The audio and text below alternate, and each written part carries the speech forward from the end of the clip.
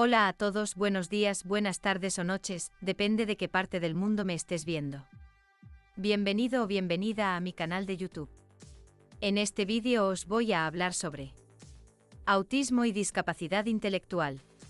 Para muchas personas, lo que es la discapacidad intelectual y el trastorno de espectro autista son condiciones que generan muchas dudas, ya que en la mayoría de los casos las personas suelen pensar que son iguales. Y la verdad es que diferenciarlas es bastante confusa, es muy común que se diagnostique solo una de las dos cuando ambas pueden encontrarse presentes, también es muy común que en el caso de las personas con trastorno de espectro autista, puedan presentar ciertos signos de discapacidad intelectual, así como también puede darse al contrario.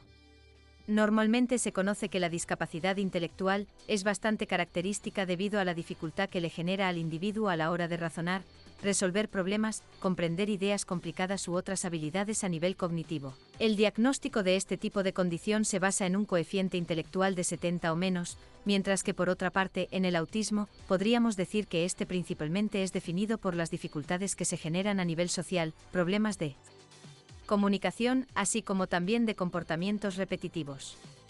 En este sentido, a pesar de esto, lo que es la discapacidad intelectual, se podría decir que viene en sí con una serie de retrasos en el desarrollo los cuales pueden tener diferencias sociales y pueden conducir a cierta confusión. Y es por esa razón que podríamos decir que tiene mucho sentido que algunos especialistas diagnostiquen a alguien con autismo, solo porque las diferencias sociales son bastante elevadas para el nivel de desarrollo que tiene el individuo.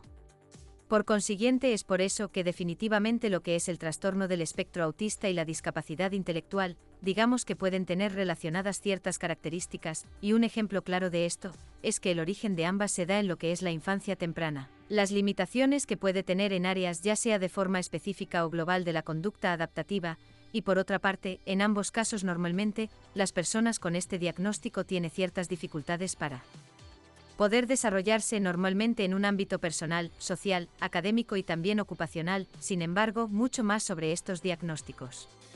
Diferencias que existen entre el autismo y la discapacidad intelectual.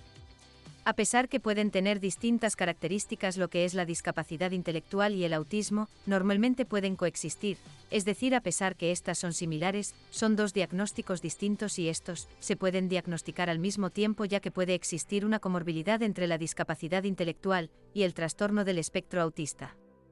De igual manera, suele ser bastante común el diagnóstico, que también tengan manifestaciones de lo que es la discapacidad intelectual, así como puede suceder debemos resaltar que existen ciertas diferencias entre ambos, es importante que conozcamos algunas de esas diferencias a continuación.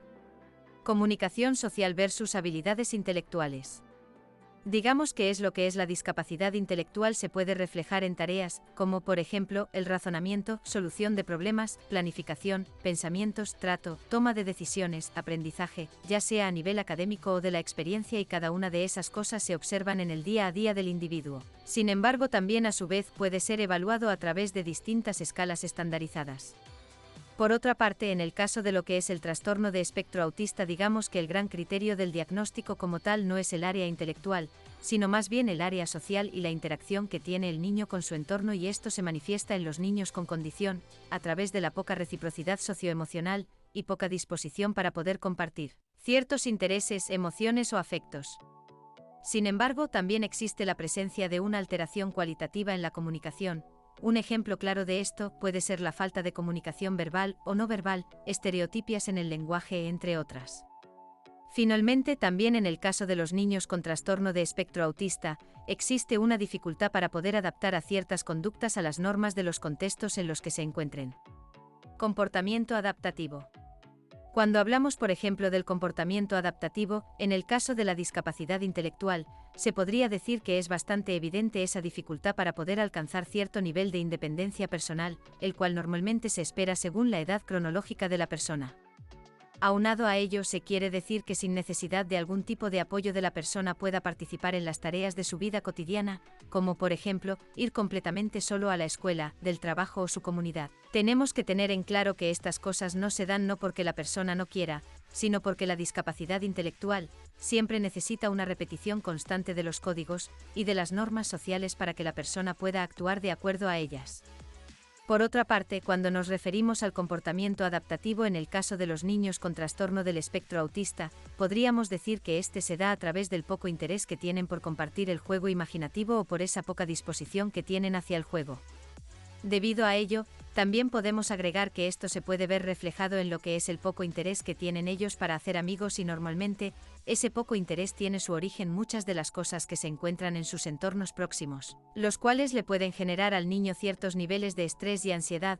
Estos buscan ser aliviados a través de distintos patrones, ya sea intereses o actividades las cuales pueden ser repetitivas o estereotipadas.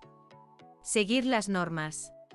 Retomando el punto anterior, podríamos decir que el seguimiento de ciertas normas sociales, por lo menos en el caso del trastorno de espectro autista, puede que se vea obstaculizado porque existen ciertos intereses restringidos, los cuales digamos que pueden ir desde estereotipias motoras simples, hasta la insistencia de mantener de una forma que no varíe inflexibilidad cognitiva, que existe hace el cambio de rutinas. Recordemos que es muy común que los niños con trastorno del espectro autista sientan un conflicto muy enorme cuando sus rutinas son modificadas.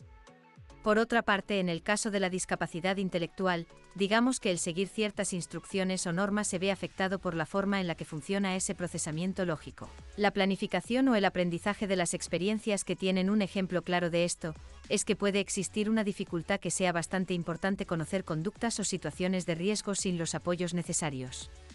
Experiencias sensoriales. Una de las cosas que es sumamente importante en el trastorno de espectro autista es esa presencia de hiporreactividad o hiperreactividad sensorial. Un ejemplo claro de esto es cuando un niño con esta condición tiene distintas respuestas negativas. Algunos sonidos o texturas, suceder al contrario que tenga conductas de fascinación de forma excesiva por oler o tocar distintos objetos. Por otra parte, en la parte de la discapacidad intelectual digamos que lo que es la experiencia sensorial no se presenta de una forma exacerbada, ya que normalmente es la experiencia a nivel intelectual que le genera más conflicto en la vida cotidiana del individuo con discapacidad intelectual. Evaluación de discapacidad intelectual. Una de las cosas que se tiene en cuenta para poder diagnosticar una discapacidad intelectual son las herramientas de evaluación. Anteriormente es muy común que se utilizaran ciertas escalas cuantitativas que logran medir el coeficiente intelectual. Sin embargo, la aplicación de esas pruebas como criterio diagnóstico se encuentra en la actualidad descartada por el mismo DSM. En este sentido, podríamos decir que actualmente lo que se recomienda es buscar evaluar habilidades intelectuales a través de pruebas que ofrezcan, digamos, una visión bastante amplia sobre cómo funciona. Un ejemplo claro de esto podría ser la memoria y la atención, la percepción, también lo que es el razonamiento lógico. Cada una de estas cosas se encuentra relacionado con el funcionamiento adaptativo. Es por eso que el fin de este tipo de evaluación es lograr determinar cuál es la necesidad de apoyo que necesita el manual de criterios diagnósticos. Esta puede ser una necesidad ya sea leve, moderada o grave y profunda. Ahora bien, en el caso que estemos hablando de un niño, y este se encuentra muy pequeño como para ser evaluado a través de distintas escalas estandarizadas, pero digamos que su funcionamiento suele ser bastante distinto al que se espere la edad que tiene. Es ahí donde se realiza y puede terminar un diagnóstico de retraso global del desarrollo, todo esto si esta evaluación se da antes de los 5 años de edad.